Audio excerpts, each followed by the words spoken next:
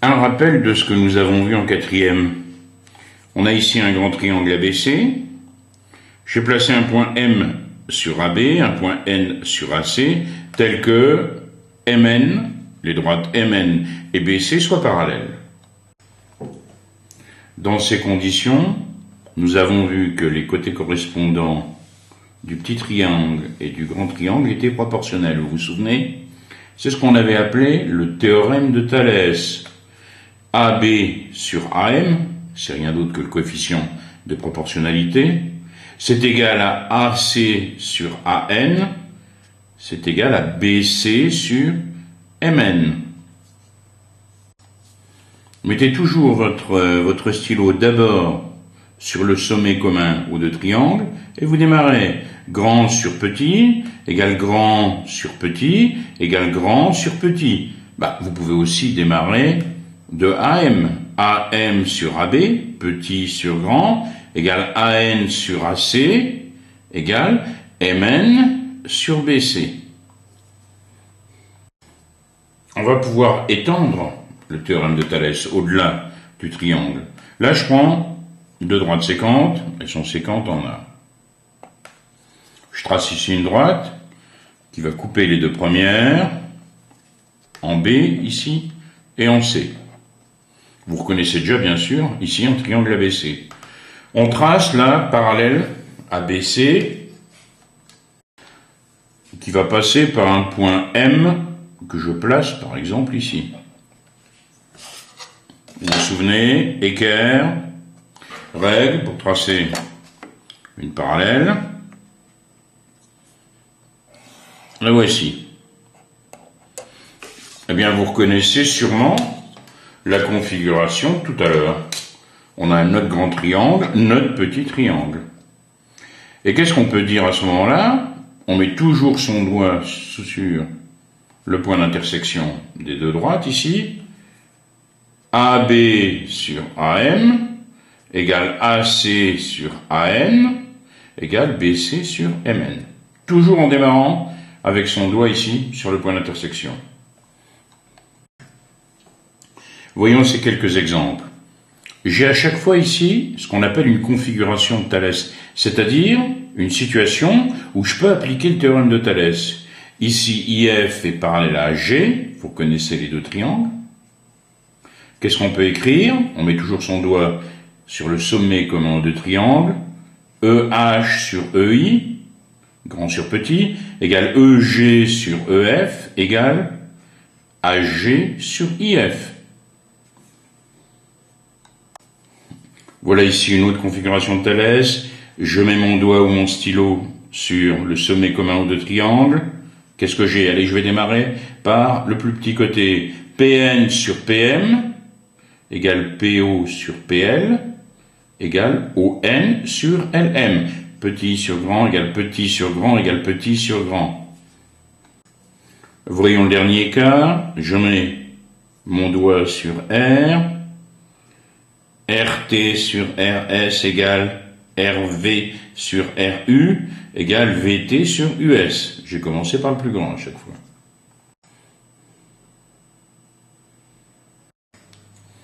Reprenons notre situation de départ. On a un grand triangle ici, on a un petit triangle. On a le côté BC du grand triangle qui est parallèle au côté MN du petit triangle. On sait qu'à ce moment-là, on peut appliquer la propriété de Thalès. C'est-à-dire que les côtés correspondants du petit et du grand triangle sont proportionnels. Je vais maintenant faire le symétrique du triangle AMN, du petit triangle, par rapport au point A. Ça revient à faire tourner, vous vous souvenez, le petit triangle autour du point A de 180 degrés. Et on obtient bien ainsi le symétrique du triangle de départ. On avait ici le triangle AMN et on a pris le symétrique de M puis le symétrique de N par rapport au point A. Qu'est-ce qu'on peut dire? On peut dire que mon triangle est toujours le même qu'avant. Mais qu'est-ce qu'on peut dire de la droite MN par rapport à la droite BC? Elles sont encore parallèles, puisque la symétrie centrale, vous vous souvenez, la symétrie par rapport à un point, elle conserve les directions. Qu'est-ce qu'on peut dire des côtés correspondants des différents triangles? Ils sont restés proportionnels. Ça veut dire que là, on est encore dans une configuration de Thalès. Si je mets mon stylo ou mon doigt ici sur le point d'intersection des droites, c'est-à-dire sur le sommet commun des deux triangles, j'ai quoi? AM sur AB, petit sur grand, égale AN sur AC, petit sur grand, égale MN sur BC. Cette configuration de Thalès est appelée configuration en forme de papillon. Voyons quelques exemples. J'ai ici la droite RT qui est parallèle à la droite UV. J'ai deux droites séquentes, TU et RV. Qu'est-ce que je peux dire? Je suis dans une configuration de type papillon, une configuration de Thalès. Je mets mon doigt au sommet commun ici, au deux triangles, toujours. Et je démarre. Grand sur petit, ST sur SU, égale SR sur SV, égale grand, RT sur petit, UV. J'ai maintenant ici AC qui est parallèle à ED. Tiens, je vais commencer par le plus petit. BD sur BA, je mets mon doigt sur B, est égal à BE sur BC, est égal à ED sur AC. Enfin, voyons ici cette configuration de Thalès. On démarre bien sûr du point O. OL sur OI égale OM sur OJ égale ML sur IJ. Vous avez ici deux configurations qui ont l'air d'être des configurations de Thalès. Pour être certain que ça soit des configurations de Thalès, il faudrait s'assurer bien sûr qu'à chaque fois, la droite NM est parallèle à la droite BC. Ici, c'est une configuration de type papillon. Et si MN est parallèle ici aussi à BC, on aurait là aussi une configuration de Thalès. Imaginons que vous vouliez téléphoner à un de vos camarades pour que, en lui donnant des instructions par téléphone, il fasse une configuration de Thalès, que ce soit celle-ci ou celle-là. Qu'est-ce que vous allez lui dire si vous voulez lui donner le moins d'instructions possible? Vous pouvez déjà lui dire que il doit tracer deux droites MN et BC qui soient parallèles. MN est parallèle à BC. Et pour obtenir ce genre de figure, quelle autre instruction on va lui donner? On va lui donner comme instruction de s'arranger pour placer B et C de manière à ce que BM et CN se coupent en A. BM et CN doivent se couper en A. Donc il y a deux conditions. MN parallèle à BC et BM et CN séquentes en quoi? En A. Avec ces deux conditions-là, vous êtes certain que vous avez une configuration de Thalès. Donc à chaque fois qu'on aura un problème, avant d'utiliser le théorème de Thalès, on sera obligé de répéter ces deux conditions, de dire que ces deux conditions sont remplies. Voyons tout de suite un exercice. J'ai ici une figure de départ, je sais que AC est égal à 8 cm, AB 5, AE 5,6. Un conseil toujours, sur la figure, vous mettez tout ce que vous connaissez. C'est toujours utile. Ici, on sait que AC, ça me fait 8 cm. 8. Ici, AB, 5. Qu'est-ce que j'ai d'autre? AE, 5,6. Et qu'est-ce que je cherche? Je cherche AD. Tout de suite, je reconnais une configuration de Thalès. Pourquoi? Parce que j'ai ici deux droites qui sont parallèles, c'est précisé ici, et les droites CB et ED sont séquentes. Il faut d'abord que j'écrive cela. Une fois que j'ai écrit ces deux conditions, j'ai le droit d'utiliser le théorème de Thalès. Donc, d'après le théorème de Thalès, qu'est-ce que j'ai le droit d'écrire? Je mets mon stylo ici sur le point A, AC sur AB égale AE sur AD égale CE sur BD. Je remplace les distances que je connais par leur valeur. J'ai donc 8 sur 5, AC sur AB, égale 5,6 sur AD, AE sur AD. Bon, CE et BD, je connais aucune des deux distances. En plus, ça va pas me servir. Donc, je vais me contenter de l'égalité ici de ces deux rapports. Je cherche AD. Bon, vous vous souvenez de l'an dernier. Les produits en croix ici sont égaux. Donc, AD, c'est la diagonale 5 fois 5,6 divisé par 8. 5 fois 5,6 divisé par 8. Ce qui me donne 3,5 cm. Donc, ne pas oublier les deux conditions, signaler qu'on utilise le théorème de Thalès, écrire les rapports qui sont égaux, et puis terminer le calcul. Un autre exemple. Bon, on a ici manifestement une configuration de Thalès en configuration papillon. Je veux calculer HI. Je dois d'abord dire que j'ai reconnu que c'était une configuration de Thalès. Donc toujours nos deux conditions. Qu'est-ce qu'elles disent? GF est parallèle à HI et GH et FI sont séquentes en E.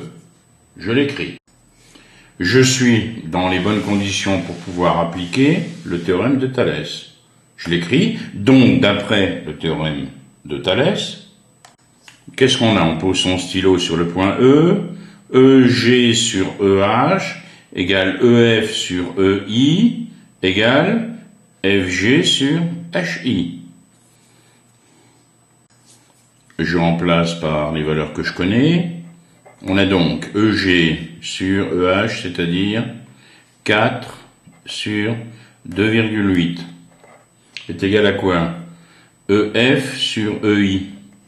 Moi, je connais ni EF ni EI, voilà un rapport qui va pas me servir. C'est le dernier qui va me servir. FG 4,5 sur HI que je cherche. Je pense au produit en croix. Je sais donc que HI, c'est la diagonale 2,8 fois 4,5 divisé par celui qui est tout seul, c'est-à-dire 4. 2,8 fois 4,5 sur 4. Je n'ai même pas besoin de mettre 2,8 fois 4,5 entre parenthèses, puisque on a en fait une suite de multiplication et de division. 2,8 fois 4,5 divisé par 4, cela me donne 63 sur 20, c'est-à-dire 3,15 cm.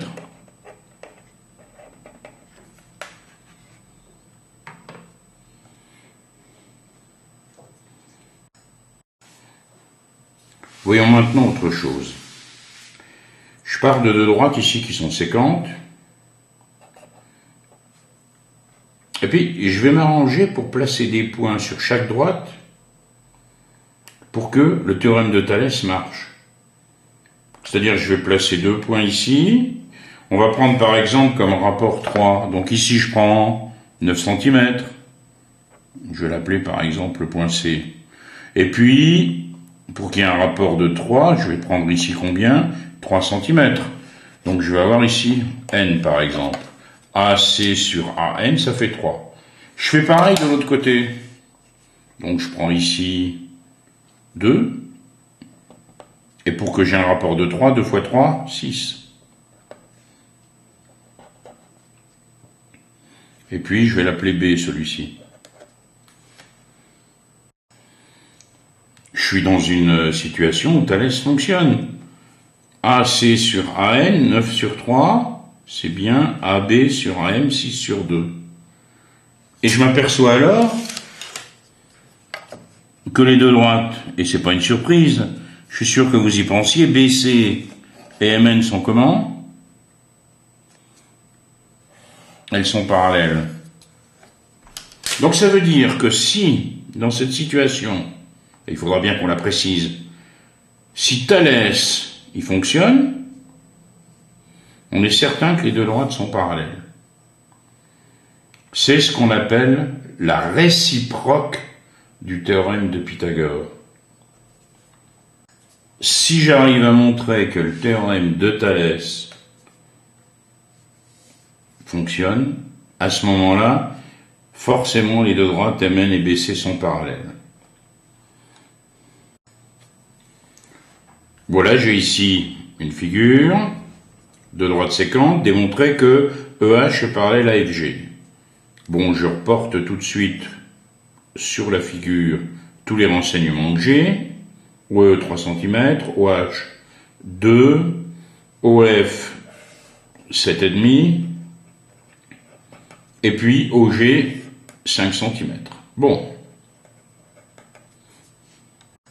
En clair, la réciproque du théorème de Thalès, elle dit que si Thalès marche, à ce moment-là, je suis certain que les droites sont parallèles, EH et FG. Mais il faut bien que je précise que je suis dans une situation où je peux appliquer la réciproque du théorème de Thalès. Parce que ici, E, il est bien entre O et F, mais imaginez par exemple que E, il a été ici. Par exemple, à 3 cm aussi de haut. Ben, on aurait peut-être eu 7,5 sur 3 est bien égal à 5 sur 2. Pourtant, on n'aurait pas du tout eu EH parallèle à FG. Donc, il faut que je précise que les points sont dans le bon ordre. Donc, je vais l'écrire. Je vais dire que OEF et OHG sont alignés dans cet ordre. Donc, la phrase essentielle à mettre d'abord, OEF et OHG sont alignés dans le même ordre. De plus, je vais regarder maintenant si le théorème de Thalès fonctionne, c'est-à-dire OF sur OE, je vais le calculer, OG sur OH, si ces deux rapports sont égaux, je sais à ce moment-là que je peux appliquer la réciproque du théorème de Thalès. OF sur OE, 7,5 sur 3. Ça me fait quoi? 2,5. OG sur OH, 5,5. Ça me fait 2,5. Donc, qu'est-ce que je peux dire? Les deux rapports sont égaux, donc, d'après la réciproque du théorème de Thalès, je peux dire que mes deux droites sont parallèles. Donc, OF sur OE égale OG sur OH. Donc, d'après la réciproque du théorème de Thalès, EH est parallèle à FG. Donc, attention, ici, on calcule les rapports, d'abord, et c'est à la fin qu'on se justifie en utilisant la réciproque du théorème de Thalès.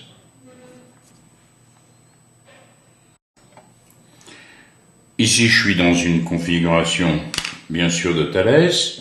J'ai BC qui est parallèle à DE. J'ai bien sûr AE sur AC qui est égal à AD sur AB. Ici, le rapport AE sur AC est de 3. La longueur AC est 3 fois plus petite que la longueur AE. La longueur AB est 3 fois plus petite que la longueur de AD. La longueur BC est 3 fois plus petite que la longueur DE. On dit que le triangle ABC est une réduction du triangle ADE. les côtés correspondants du petit triangle et du grand triangle sont proportionnels. Je peux dresser un petit tableau de proportionnalité. AD est 3 fois plus grand que AB. Le coefficient de proportionnalité qui me permet de passer des côtés de ABC aux côtés de ADE, c'est 3. Et ce coefficient 3, il agrandit ou il réduit? Il agrandit. C'est ce qu'on appelle un coefficient d'agrandissement. Et si je m'intéresse maintenant au coefficient qui me permet de passer du grand triangle au petit triangle. Pour le trouver, il suffit que je fasse par exemple AB sur AD, le bout de la flèche sur l'origine. AB, c'est 2 sur 6, c'est-à-dire 1 tiers. 1 tiers. 1 tiers, c'est le coefficient de réduction qui me permet de passer du grand triangle au petit triangle. Et ici, le coefficient d'agrandissement, c'est 3, c'est celui qui me permet de passer du petit triangle au grand triangle. Le coefficient d'agrandissement, il sera toujours plus grand que 1. Il va agrandir 1 fois et demi, 2 fois, 3 fois. Le coefficient de réduction, celui qui va réduire, ça sera 0, quelque chose, comme 1 tiers, bien sûr.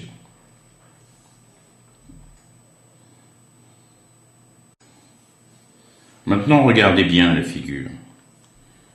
Le coefficient d'agrandissement qui me permet de passer du petit au grand triangle, c'est 3. Alors attention au piège.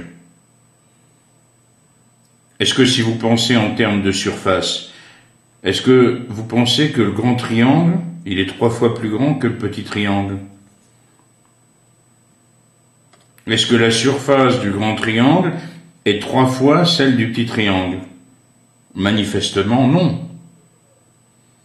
Le coefficient d'agrandissement, il concerne seulement les longueurs.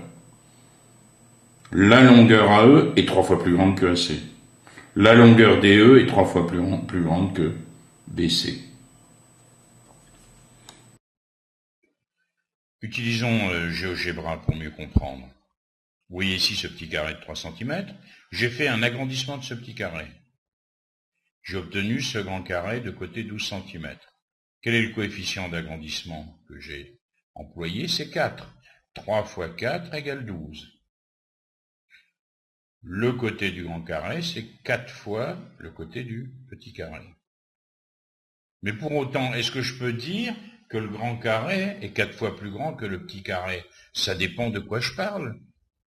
Si je pense maintenant à la surface, si vous regardez, vous voyez bien que dans cette surface, vous allez pouvoir mettre plus que 4 petits carrés. Vérifions.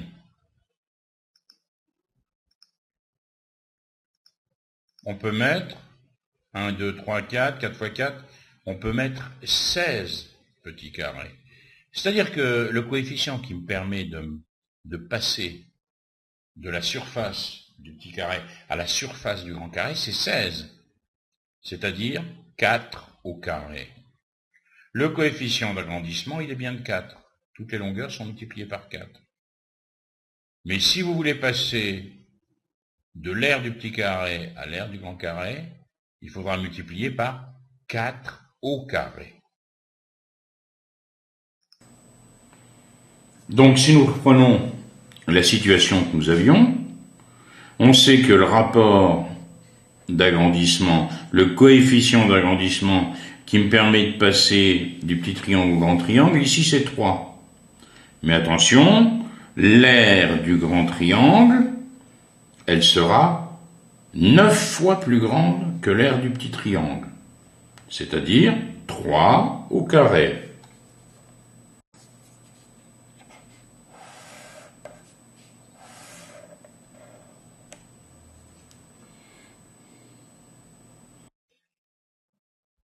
Le théorème de Thalès et sa réciproque. D'abord, un rappel sur la signification de réciproque. Voilà une phrase. Si un bâtiment a un clocher, alors ce bâtiment est une église. La réciproque est vraie. Qu'est-ce que ça veut dire? Ça veut dire que si vous prenez la deuxième partie de la phrase, si le bâtiment est une église, alors la première partie est vraie aussi. Alors ce bâtiment a un clocher. Alors en mathématiques, la réciproque de certaines propriétés est vraie. Par exemple, si un quadrilatère est un parallélogramme, alors ses diagonales se coupent en leur milieu. Si on prend la réciproque, si les diagonales d'un quadrilatère se coupent en leur milieu, alors ce quadrilatère est un parallélogramme. Que dit le théorème de Thalès? Bon, théorème, c'est un synonyme de propriété. Si on a deux droites D et D' qui sont séquentes en un point A, si on a B et M sur la même droite, ici sur D, et C et N, deux points de D' distincts de A. Si on a les droites BC et MN parallèles, alors AM sur AB égale AN sur AC égale MN sur BC. Pensez toujours à mettre votre stylo, par exemple, ou votre doigt sur l'endroit ici où les deux droites des primes se croisent. Ensuite, vous démarrez. Petit sur grand égale petit sur grand égale petit sur grand, par exemple.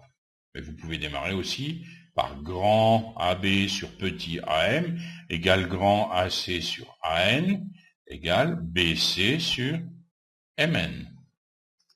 Attention, il y a plusieurs configurations possibles. Les points peuvent être placés de cette façon. On a ici BC qui est parallèle à MN. On a B, M qui sont sur la droite D, C, N qui sont sur la droite D'. On a donc, d'après le théorème de Thalès, AB sur AM, on retrouve égal AC sur AN, égale BC sur MN. Voilà encore un cas qui répond aux conditions. C'est ce qu'on appelle ici une configuration de Thalès en papillon. On a D et D' qui sont séquentes en A, on a B, C et Mn qui sont bien parallèles. Donc à ce moment-là, pour appliquer le théorème de Thalès, on met son doigt ou son stylo sur l'intersection des deux droites des D' et on démarre. AB sur AM, petit sur grand, égale AC sur AN, égale BC sur MN.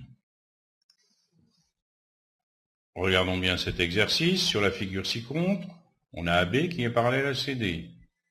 Et on a AD et BC séquentes en I. Calculer la longueur IC. Alors, quand je rédige, je mets bien sûr un titre, calculons la longueur IC, je reprécise que les conditions sont bien respectées et que je peux utiliser Thalès. Donc je dis AD et BC sont séquentes en I, et AB est parallèle à CD.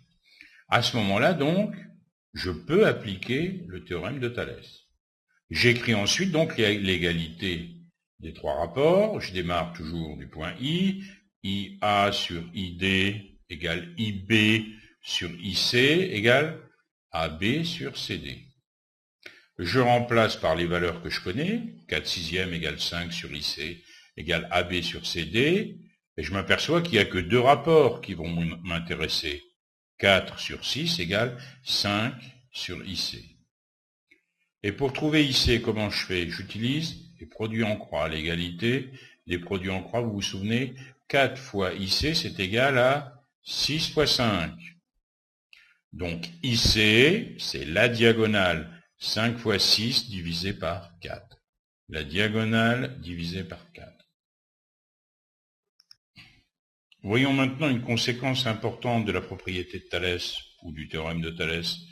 Si on a deux droites D et D' séquentes en un point A, si on a BM deux points de D, CN deux points de D', eh bien, si la propriété de Thalès ne marche pas, si AM sur AB n'est pas égal à AN sur AC, qu'est-ce que j'ai le droit de conclure? Eh bien, les droites MN et BC ne sont pas parallèles. Ça veut donc dire que je ne suis pas dans une configuration où je peux appliquer le théorème de Thalès. tout de suite un exercice. Observez la figure ci-contre. Montrez que AC et BD ne sont pas parallèles. Pour montrer que AC et BD ne sont pas parallèles, je vais calculer les rapports IA sur ID et IC sur IB. Si les deux rapports ne sont pas égaux, c'est que la propriété de Thalès ne marche pas. Donc ça veut dire que mes deux droites ne sont pas parallèles. IA sur ID, ça fait 0,5.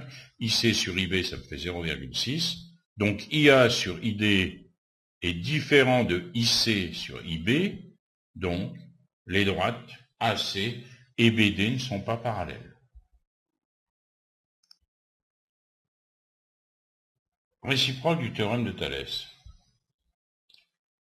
Si on a deux droites D et D' séquentes en un point A, si on a BM qui sont sur D, CN qui sont sur D', si les points ABM et ACN sont alignés dans le même ordre, et si AM sur AB est égal à AN sur AC, alors les droites BC et MN sont parallèles. Voyons ce que cela donne en rédigeant convenablement. On a comme énoncé sur la figure ci-contre, on a BG égale 4,9, BF égale 3,5, BD égale 5,6, BR égale 4. Démontrer que RF est parallèle à DG. Première chose, sur la figure, BFG et BRD sont alignés dans le même ordre. De plus, si je fais BD sur BR, c'est égal à 1,4. Si je fais BG sur BF, c'est égal à 1,4 également. Donc, qu'est-ce que je peux dire? BD sur BR est égal à BG sur BF. Donc, d'après la réciproque du théorème de Thalès, FR est parallèle à GD. Voyons tout de suite un exercice en rédigeant convenablement. On a ici une figure, on a BG égale à 4,9, BF égale 3,5, etc. Démontrer que RF est parallèle à DG. Première chose à écrire, la condition. Sur la figure, on a bien BFG et BRD alignés dans le même ordre. Et de plus, BD sur BR, ça me donne 1,4, c'est bien égal à BG sur BF, c'est-à-dire aussi 1,4. Donc, BD sur BR est égal à BG sur BF. En quelque sorte, la propriété de Thalès fonctionne. Donc, d'après la réciproque du théorème de Thalès, FR est parallèle à GD.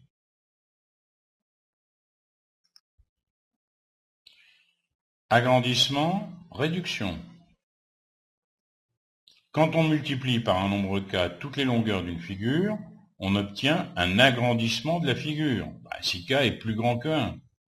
Si K est compris entre 0 et 1, on va obtenir une réduction de la figure. Ici, le triangle ADE est un agrandissement du triangle ACB. Le coefficient d'agrandissement qui me permet de passer du petit triangle ici au grand triangle, c'est bien AE sur AB.